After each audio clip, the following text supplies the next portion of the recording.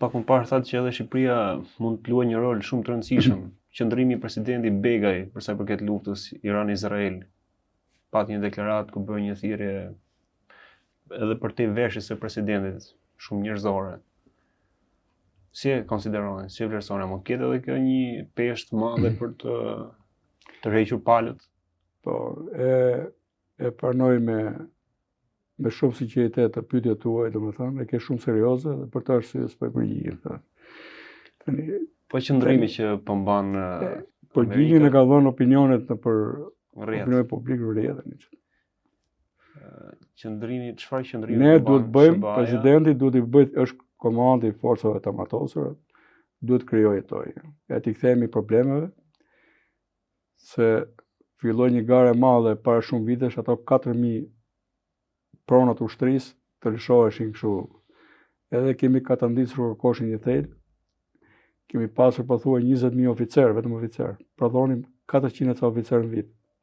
Dikur, në vitin 78 kishim njëjtën forcë goditëse me Izraelin, dhe në krahasim popullsinë, municion kemi pasur, ne vendi militarizuar kemi qenë, pra për banor kemi pasur 5-6 herë më shumë municion se sa një Gjermana perëndimore. Në atë kohë dhe Izraeli ishte 2 milion banor dhe ne ishim 2 milion banor.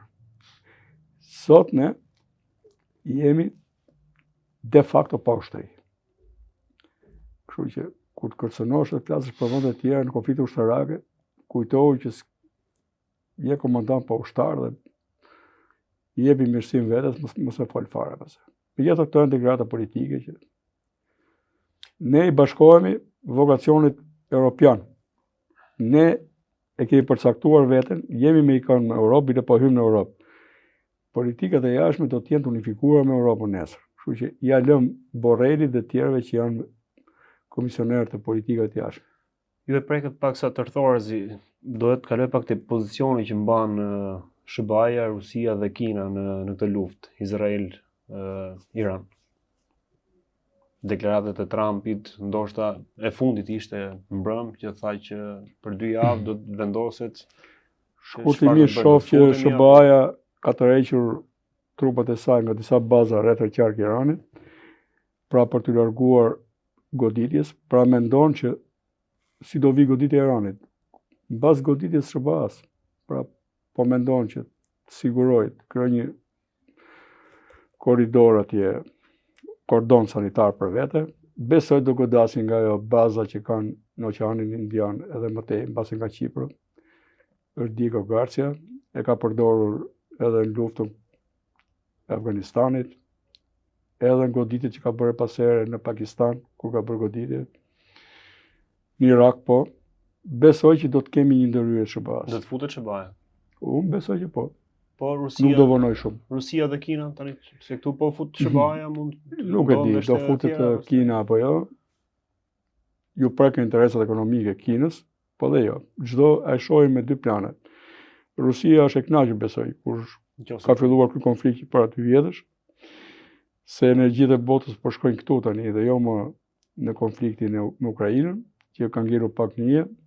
E dyta, do të rritet vlera gazit rus, e naftës ruse. Kina preket deri diku, por prap mendon që kundërshtari i saj më i madh do të harxojë shumë energji në këtë konflikt që nuk është i vogël. Amerika. Kush fiton në këtë luftë?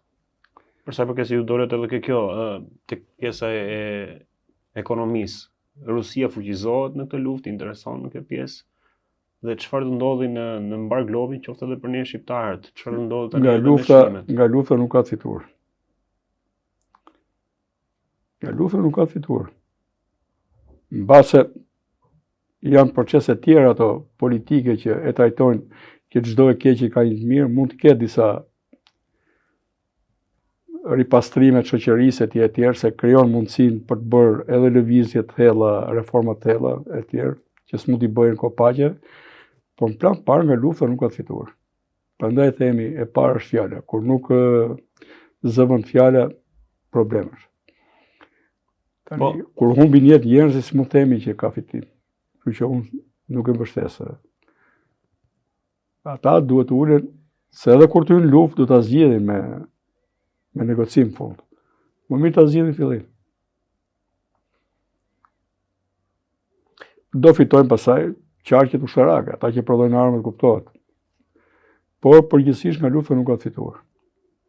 Po për sa i përket pjesës së çmimeve, ekonomisë, çfarë do ndodhi tani? Nëse ajo ngushtica e Hormuzit Deri do të rritet çmimi i do karburantit. të bllokohet, vetëm ajo, edhe për tjerët, se tani deti Kuq është në goditjen e Uthit.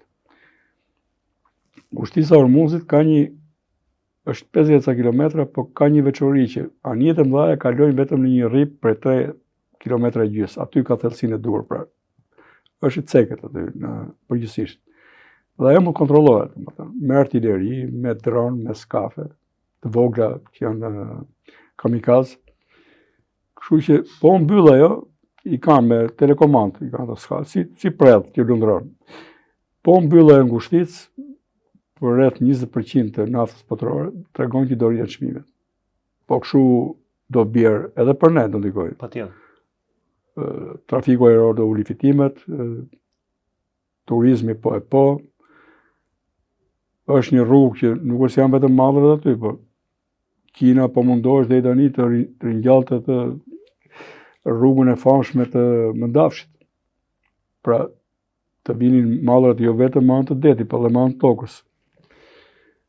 Kështu që do të kemi hapa pas. Bota po shkon në hapa pas. Lufta gjithmonë çon hapa pas. Krizë humanitare do ketë patjetër. Çmimet e artikujve jetësor do rriten patjetër. Siç kemi tani në Gaza, kemi edhe në Saleh, kemi miliona edhe në Siri sidomos. Njerëz që jetojnë në pragun e urisë. Dhe këtë ka bërë qeveria e siriane, po kërkon të stabilizojë ekonominë sa më shpejt, se inflacionin e ka kështu, ka falimentuar paraja vendase, edhe nuk ka akses në burimet